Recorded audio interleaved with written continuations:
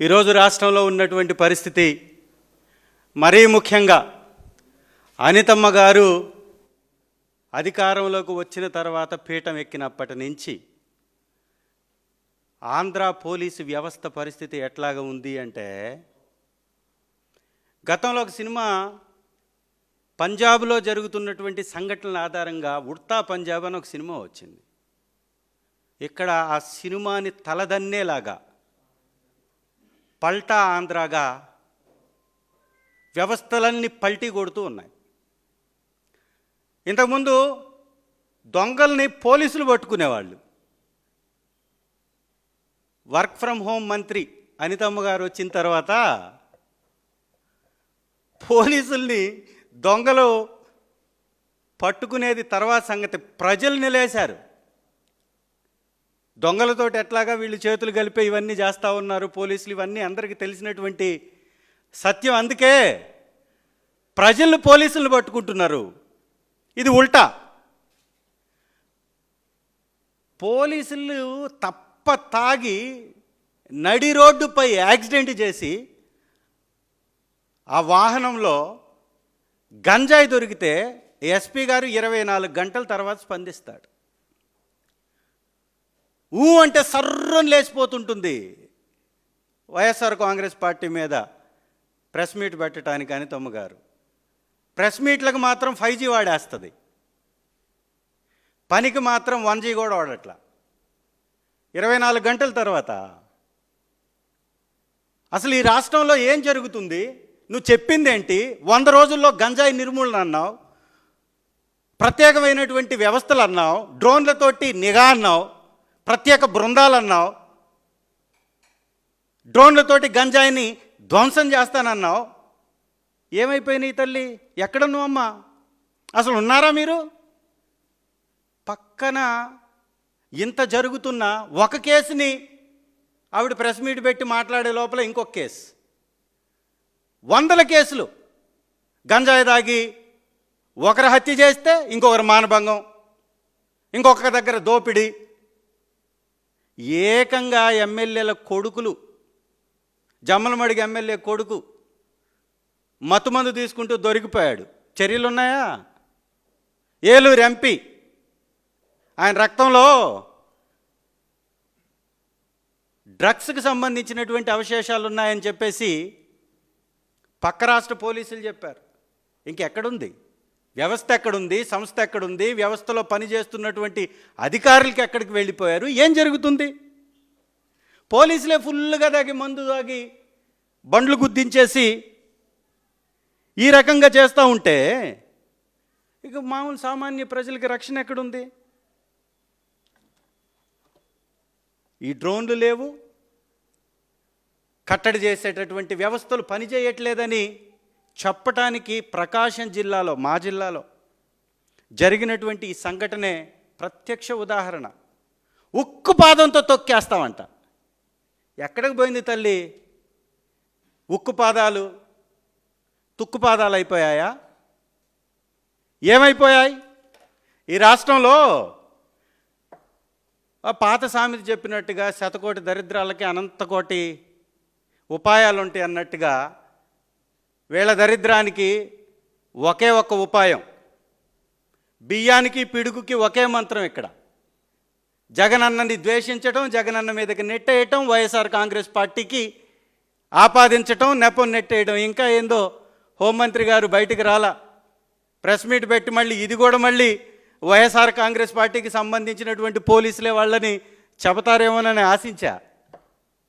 మరి ప్రిపేర్ అవుతుందేమో, ఏం చెప్పాలో, ఎలా లింక్ అయ్యాలో, ఎలా వైఎస్ఆర్ కాంగ్రెస్ పార్టీని నిందించాలో ఆవిడ లింక్ చేసుకోవడానికి ప్రయత్నం చేస్తున్నట్టుగా ఉంది. లేకపోతే ఈ అద్దంకి ఘటన మీద, ఈ జరిగినటువంటి ఘటన మీద స్పందించటానికి ఎందుకు మరి వెనకడుగు వేసిందో పాపం ఆవిడకున్నంత కట్టడి. అంటే ఆ వ్యవస్థలో ఉన్నటువంటి పోలీసు వారే ఈ పని చేస్తే ఏం చేస్తే చెప్పుకోలేదు కదా, బయటికి రాలేనటువంటి పరిస్థితి. అప్పుడైతే వైఎస్ఆర్ కాంగ్రెస్ పార్టీ ప్రభుత్వంలో సెబ్ను వేసి కేవలం రవాణాకు సంబంధించి, సాగుకు సంబంధించి 2021 సెప్టెంబర్ నాటికే 220 కేసులు, 384 మందిని అరెస్ట్ చేశారు. దాదాపు 18,686 కేజీల గంజాయిని పట్టివేశారు. ఆ రోజు సెబ్ తన పనితీరుని ఈ విధంగా చూపిస్తే ఇవాళ సెబ్ ఎక్కడికి వెళ్ళింది? మీరు చెప్పినటువంటి మూడంచెల వ్యవస్థ ఏమైంది? కంచే చేనును మేసినట్టుగా పోలీసులు ఈ విధంగా గంజాయి వ్యాపారం చేస్తూ దొరికారు అంటే, గంజాయి రవాణా చేస్తూ దొరికారంటే, స్మగ్లర్లతో చేతులు కలిపితే ఈ రాష్ట్ర భవిష్యత్తు ఏమవ్వాలా? ఈ రాష్ట్రంలో ఉన్నటువంటి యువతంతా జంజీ అంటుంటే వీరు గంజాయి అంటున్నారు. మేము కూర్చుంటే గంజాయి, లేస్తే గంజాయి అంటున్నారు. హోంమంత్రి గారి పనితీరుని చూస్తే పబ్జీ ఆడుకుంటున్నట్టుగా ఉందని జంజీ అంటుంది. ఇవాళ వైఎస్ఆర్ కాంగ్రెస్ పార్టీ జంజీ తరఫున నిలబడుతుంటే మీరు గంజాయితో వాళ్ళ తరఫున, గంజాయి రవాణా చేసే వాళ్ళ తరఫున నిలబడుతున్నట్టుగా ఈ సంఘటనలు కనపడుతున్నాయి. ఇన్ని సంవత్సరాల రాజకీయం ఏమైపోయింది? ఇన్ని సంవత్సరాల అనుభవం ఏమైపోయింది చంద్రబాబు నాయుడు గారికి? ఇంతమంది నాయకులు ఏమైపోయారు? గుంపుగా మందలుగా జెండాలు జతకట్టి వైఎస్ఆర్ కాంగ్రెస్ పార్టీ మీద విషం కక్కి అధికారంలోకి వచ్చిన 3 జెండాలు ఏమైపోయాయి? 3 జెండాలకు ఉన్నటువంటి ట్రిపుల్ ఇంజన్ల డ్రైవర్లు ఏమైపోయారు? ఈ 3 ట్రిపుల్ ఇంజన్లు కాస్త ట్రబుల్ ఇంజన్లు అయిపోయి ఈ ఇంజన్ డ్రైవర్లు ఒకరేమో పవన్ కళ్యాణ్ గారు వాళ్ళ అన్నగారికి ఉద్యోగాలు ఇప్పించుకునే పనిలో పడ్డాడు. ఏదో ఒక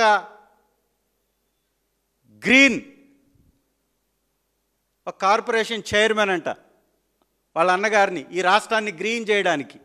ఈయన మాత్రం రాష్ట్రంలో ఉన్నటువంటి వ్యవస్థల యొక్క ఆర్థిక వనరులను మొత్తాన్ని క్లీన్ చేసుకుంటూ పోతుంటే పవన్ కళ్యాణ్ గారు ఎక్కడికక్కడ ఖాళీ చేసుకుంటూ పోతుంటే ఇవాళ వాళ్ళ అన్నగారికి కూడా నాగేంద్రబాబు గారు కొత్తగా ఒక చైర్మన్ కట్టబెట్టారు. ఏమి సాధించారు? ఏమి ఈ రాష్ట్రానికి తీసుకొచ్చారు? ఏ కొత్త వ్యవస్థలను తెచ్చారు? ఏ సంస్థలను తీసుకొచ్చారు?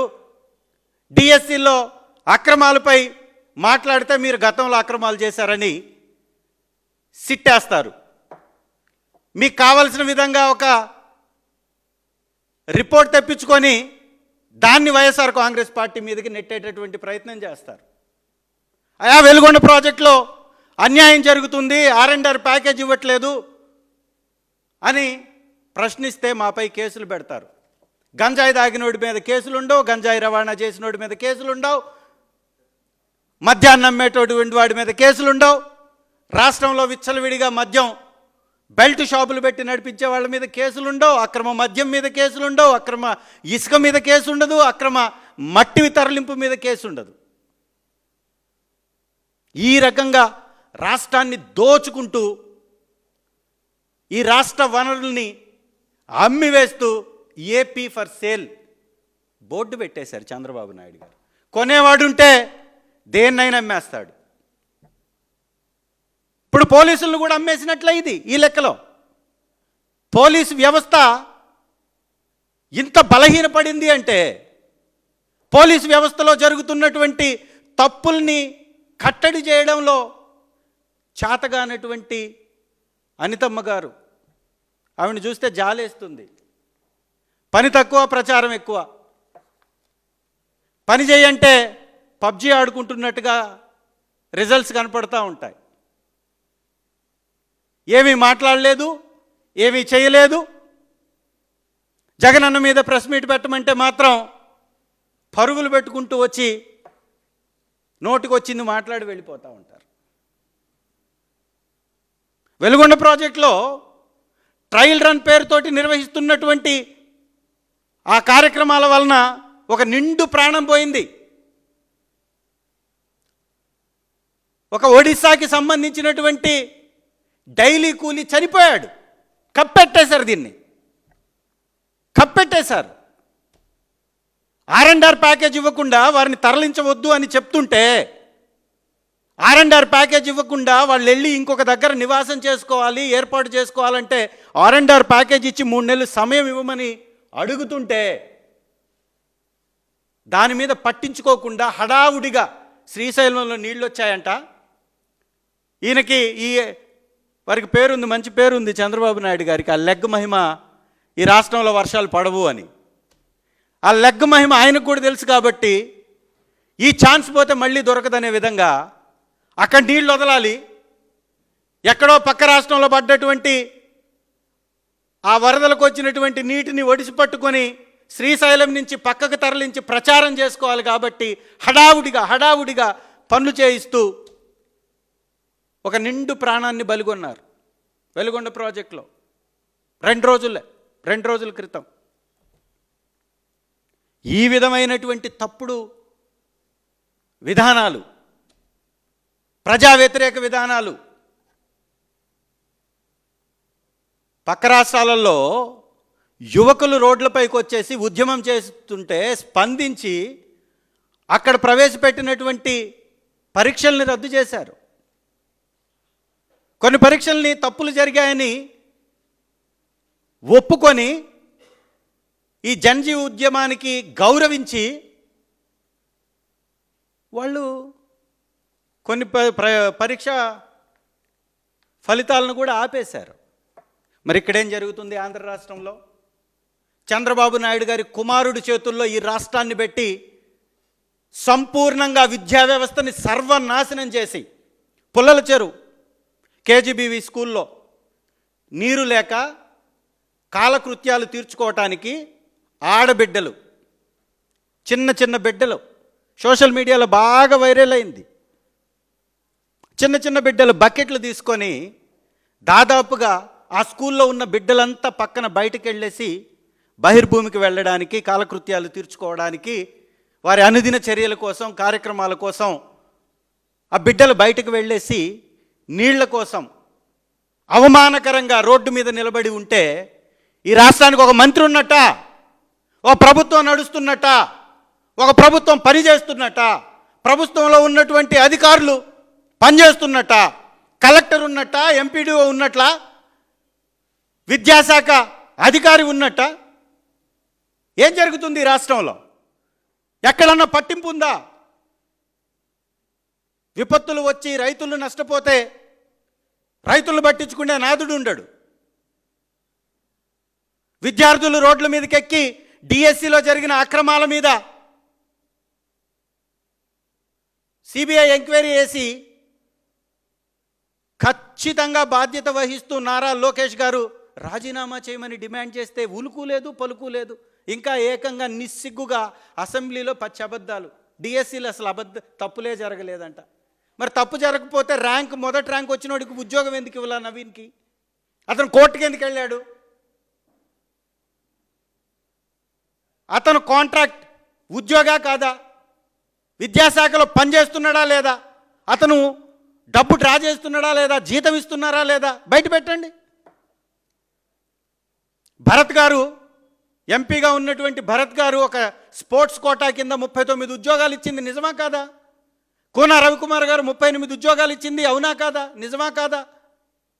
మరి కూనా రవికుమార్ గారు ఇచ్చినటువంటి ఉద్యోగాలు ఇచ్చిన ఆ 38 ఉద్యోగాలలో ఒక్కడన్నా ఈ రాష్ట్రానికి పథకం తెచ్చినటువంటి వ్యక్తి ఉన్నాడా? ఒక్క వ్యక్తి అన్నా భరత్ గారు ఇచ్చినటువంటి ఉద్యోగాలలో పథకాన్ని తీసుకొచ్చినటువంటి వ్యక్తి ఎవరన్నా ఉన్నారా? జాతీయ స్థాయిలో పోటీపడి అంతర్రాష్ట్రీయ స్థాయిలో పథకం తెచ్చినటువంటి వ్యక్తికి ఎవరికన్నా ఉద్యోగం వచ్చిందా? అక్రమాలు జరగలేదని నిస్సిగ్గుగా అసెంబ్లీలో నిలబడి మాట్లాడుతూ మళ్ళీ ఇందాక చెప్పినట్టుగానే శతకోటి దరిద్రాలకి అనంతకోటి ఉపాయాల్లాగా వీళ్ళకి ఒక్క ఉపాయం, దేనికైనా ఒకటే మంత్రం. జగన్ గారి మీద నెట్టేయడం, వైఎస్ఆర్ కాంగ్రెస్ పార్టీని దూషించటం. డిఎస్సిలో మెగా డిఎస్సి అన్నాడు, అది పెద్ద దగా అని మేము సంపూర్ణంగా ఆడియో ఆధారం 15 లక్షలకు ఉద్యోగాలు అమ్ముకుంటున్నట్టుగా ఆ సదరు వ్యక్తి మాట్లాడినటువంటి ఆడియో రికార్డ్, అతని ఫోన్ నంబర్ 1-to-1 కింద కాల్ లెటర్ పిలిచి ఇంటర్వ్యూకు పిలిచి ఉద్యోగం ఇవ్వనటువంటి వ్యక్తుల్ని తీసుకొచ్చి కూర్చొని పెట్టి మాట్లాడించాం. కాల్ లెటర్ వచ్చి ఉద్యోగాలు పొందనటువంటి వ్యక్తుల్ని తీసుకొచ్చి కూర్చోబెట్టి మాట్లాడించాం. ఎక్కడికక్కడ ఆధారాలు చూపిస్తూ మీరు ఇచ్చినటువంటి ఉద్యోగాలకు సంబంధించినటువంటి 422 ఉద్యోగాలు స్పోర్ట్స్ కోటా కింద ఇస్తే ఆర్చరీలో గోల్డ్ మెడల్ సాధించినటువంటి వ్యక్తికి ఎందుకు ఇవ్వలేదు, అతనికి అర్హత ఉంది అయినా ఎందుకు రాలేదని మేము మాట్లాడాం కదా. దానికి సమాధానం చెప్పడే ముఖ్యమంత్రి. అంటే దేన్నైనా కానీ బుల్డోజ్ చేయడం, మేము తెచ్చినటువంటి వ్యవస్థలకి పేర్లు మార్చుకొని ప్రచారం చేసుకోవడం, వారి దగ్గర తప్పులు జరిగితే వైఎస్ఆర్ కాంగ్రెస్ పార్టీ మీద నెపం నెట్టడం, అక్రమ అరెస్టులు బీసీ నేతల్ని, ఎస్సీ నేతల్ని. అసలు హోంమంత్రి అంటే ఈ రాష్ట్రానికి మంత్రి అనుకుంటున్నావా తల్లి నువ్వు అనితమ్మ? లేకపోతే మీ నాయకుడు చెప్పినట్టుగా వర్క్ ఫ్రమ్ హోమే మీ యొక్క బాధ్యత అనుకుంటున్నారా? ఒక్కసారి ఆలోచించుకోండి. ఇది భావితరాలు మిమ్మల్ని క్షమించవు. గుర్తుంచుకోండి, ఈ రాష్ట్రంలో సాగుతున్నటువంటి గంజాయి విపరీతంగా పెరిగిపోయింది. గతంలో అయితే ఒక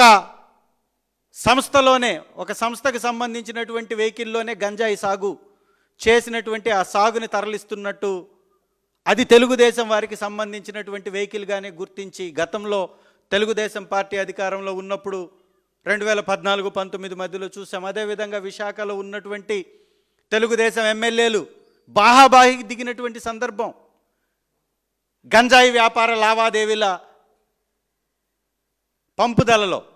పంపకాలలో. సో ఇది ఈ రాష్ట్రంలో ఉన్నటువంటి పరిస్థితి. పూర్తిగా పోలీస్ వ్యవస్థ పడకేసేసింది. తెలుగుదేశం పార్టీ నాయకులకి వారు చేసేటటువంటి దుర్మార్గాలకి, వారు చేసేటటువంటి అన్యాయాలకి సెక్యూరిటీ గార్డ్స్ లాగా పోలీసు వారిని మార్చేసినటువంటి ఘనత చంద్రబాబు నాయుడు గారికే దక్కుతుంది. ఎందుకంటే ఒక ఆడబిడ్డని మోసం చేసి కిరణ్ రాయల్ అనేటటువంటి వ్యక్తి, అదేవిధంగా జనసేన ఎమ్మెల్యే మోసం చేసి ఆడబిడ్డలు బయటకు వచ్చి వారు బోరున ఏడుస్తూ మీ దగ్గరకు వస్తే, ప్రభుత్వం దగ్గరకు వస్తే, పవన్ కళ్యాణ్ గారి దగ్గరకు వస్తే, చంద్రబాబు నాయుడు గారి దగ్గరకు వస్తే నడి రోడ్డు మీద టోల్ ప్లాజా దగ్గర జనసేన పార్టీకి చెందినటువంటి వ్యక్తి కర్ర తీసుకొని ఆ మహిళ మీద దాడి చేస్తే సభ్య సమాజం తలదించుకున్నటువంటి సంఘటన ఉన్నా అతని మీద చర్యలు లేవు. అతన్ని పార్టీ నుంచి తొలగించలా పవన్ కళ్యాణ్ గారు. నాగేందర్ అనేటటువంటి వ్యక్తి మహిళ మీద దాడి చేసినటువంటి వ్యక్తి, అధికార ప్రతినిధి, జనసేన పార్టీకి చెందినటువంటి అధికార ప్రతినిధి. ఈ రాష్ట్రంలో చూస్తున్నటువంటి మర్డర్స్, మానభంగాలు ఎంత వికృతంగా కత్తులతోటి గొంతులు కోస్తున్నారు గంజాయి మత్తులో. ఆడబిడ్డల మీద అఘాయిత్యం చేసి ముక్కలు ముక్కలుగా నరికి నీళ్లలో పారవేస్తున్నారు, సంచులు కట్టి నదుల్లో విసిరివేస్తున్నారు. ఈ రోజుకి మచ్చుమర్రి సంఘటన, బాధిత బాలిక ఈ రోజు వరకు ట్రేస్ అవ్వలా.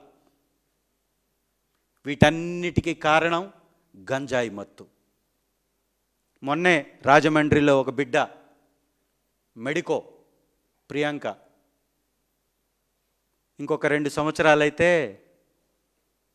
వేల మంది, లక్షల మంది ప్రాణాలు కాపాడేటటువంటి మంచి డాక్టర్ అయ్యేది ఆ బిడ్డ. ఇవాళ మత్తుకు బానిసైనటువంటి ఒక పశువు యొక్క నిరంకుశత్వానికి, కర్కశానికి బలైపోయింది. రాష్ట్ర ప్రజలందరూ గమనించాలా, ఇది చిన్న విషయం కాదు.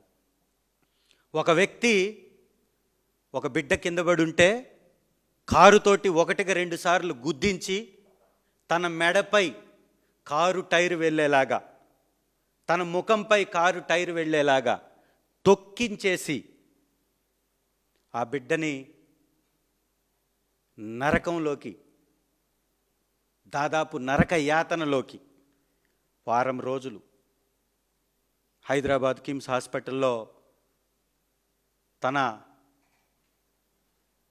తుది శ్వాసను వదిలేసింది. అప్పటి వరకు ఈ హోంమంత్రి చెల్లించలా, హోంమంత్రి రాలా, చంద్రబాబు నాయుడు గారు పట్టించుకోలా, వారి కుమారుడు పట్టించుకోలా. ఆ కుటుంబం గోజారుకున్నది ప్రభుత్వాన్ని, మాకు సహాయం చేయండి అని.